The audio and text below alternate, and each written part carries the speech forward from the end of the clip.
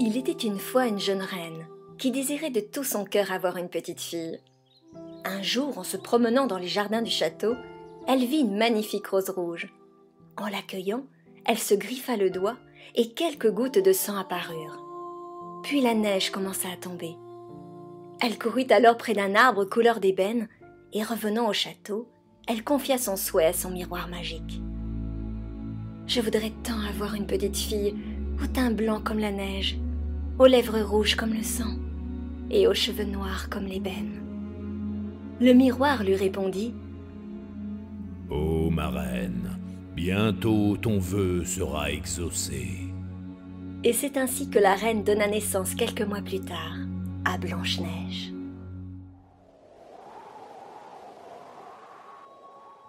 Les années passèrent. La jeune reine tomba gravement malade et avant de s'éteindre, elle confia le miroir magique à sa petite fille. « Garde-le précieusement. Il te dira toujours la vérité. Et ses pouvoirs sont magiques. » Blanche-Neige le garda toujours près de son cœur. Le temps s'écoula. Le roi épousa en secondes noces une femme très belle mais orgueilleuse et jalouse. Croyant donner une seconde maman à sa fille chérie, cette nouvelle reine n'avait soif que de pouvoir et ne s'intéressait qu'à sa beauté. Malheureusement, le roi s'éteignit à son tour. La nouvelle reine prit possession du royaume et alla jusqu'à voler le miroir de Blanche-Neige. « Comment une petite fille comme toi peut posséder un miroir magique? Il est à moi !» Blanche-Neige se retrouva seule et pleura longtemps. La nouvelle reine se rendait chaque soir à la tombée de la nuit pour consulter le miroir, et celui-ci répondait toujours qu'elle était la plus belle de tout le royaume. Les années passèrent. Blanche-Neige, devenue une belle jeune fille, ne devait pas trop se montrer à la cour, car son immense beauté faisait peur à la méchante reine. Un soir, celle-ci alla de nouveau consulter le miroir magique. « Miroir, mon miroir, dis-moi qui est la plus belle de tout le royaume. » Ô votre majesté, vous êtes belle, certes, mais une jeune fille à la peau blanche comme la neige, aux lèvres rouges comme le sang et aux cheveux noirs comme l'ébène, est 1000 fois plus belle que vous. Elle sera votre perte. « Blanche-Neige !» répondit la reine pleine de rage, et elle se mit à haïr la jeune princesse. Aussitôt, elle ordonna à un chasseur d'emmener la princesse dans la forêt et de lui rapporter son cœur dans un coffret.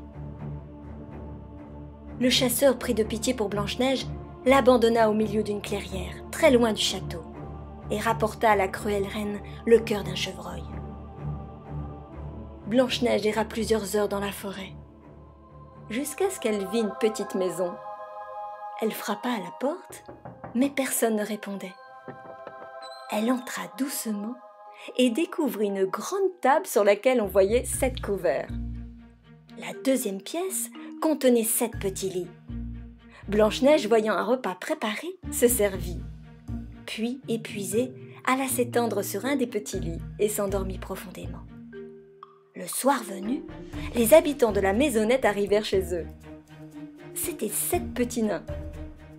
Attention, un intrus est entré dans notre maison et il a mangé à notre table. Chut! C'est peut-être un monstre. Attention! Je ne retrouve plus mes mouchoirs. On me les a volés. Mon tilleul pour dormir a été bu. Tous pareils, des mauviettes. Oh, venez voir, je crois qu'une fée est dans mon lit. Comme elle est belle. C'est sûrement une princesse, non? Le lendemain, en s'éveillant, la jeune fille leur raconta sa triste histoire.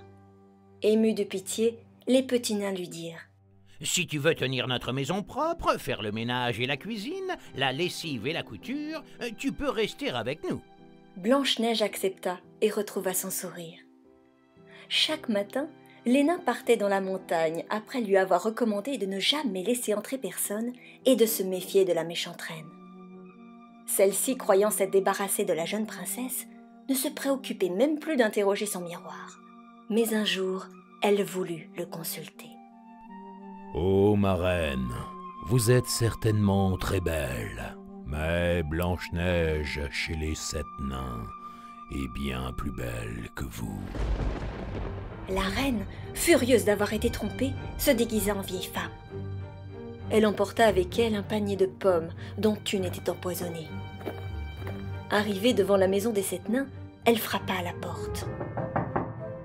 Blanche-Neige parut à la fenêtre et lui dit « Bonjour madame, je ne laisse entrer personne, les nains me l'ont défendu. » À cet instant, la vieille femme lui proposa une belle pomme rouge et lui assura qu'en croquant dedans, elle rencontrerait l'amour d'un beau prince charmant. Blanche-Neige sentit son cœur battre, puis sans méfiance, elle alla ouvrir la porte, prit la pomme et mordit dedans. Quelques instants plus tard, elle tomba sur le sol. Arrivée au palais, la reine consulta son miroir, qui cette fois-ci lui répondit « Dame reine, vous êtes maintenant la plus belle du royaume. » Les nains, en découvrant leur princesse inanimée, fous de chagrin, la mirent dans un lit de cristal, au milieu d'une clairière et veillèrent sur elle. C'est alors qu'un prince vint à passer. Intrigué, il demanda qui était cette belle jeune fille. Les nains lui contèrent en pleurant ce qui s'était passé. Alors le prince se mit à genoux devant la princesse et, soulevant le couvercle de cristal, lui donna un baiser. À cet instant, Blanche-Neige ouvrit les yeux. Les nains, fous de joie, se mirent à danser autour d'elle. Le prince la demanda en mariage et l'emmena dans son somptueux château. Quelques jours plus tard, la méchante reine vit arriver au bord de sa fenêtre 2 colombes blanches. « Étrange, se dit-elle. » Elle alla aussitôt consulter son miroir et lui répondit « Ô votre majesté, vous êtes certainement très belle, mais Blanche-Neige, la future reine, est bien plus belle que vous et le sera toujours. » Ne pouvant supporter cette nouvelle, elle jeta le miroir à terre, mais celui-ci se retourna contre elle et la fit disparaître dans les profondeurs des ténèbres.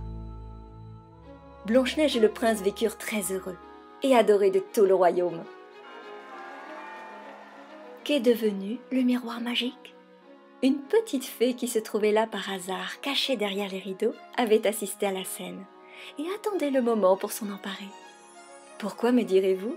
Ce miroir magique était un cadeau des fées, destiné aux âmes pures comme l'était la mère de Blanche-Neige, et on ne peut pas détruire le cadeau d'une fée. Cette perfide reine, malgré toutes ses méchancetés, ne put anéantir Blanche-Neige. Sa jalousie a été sa propre perte.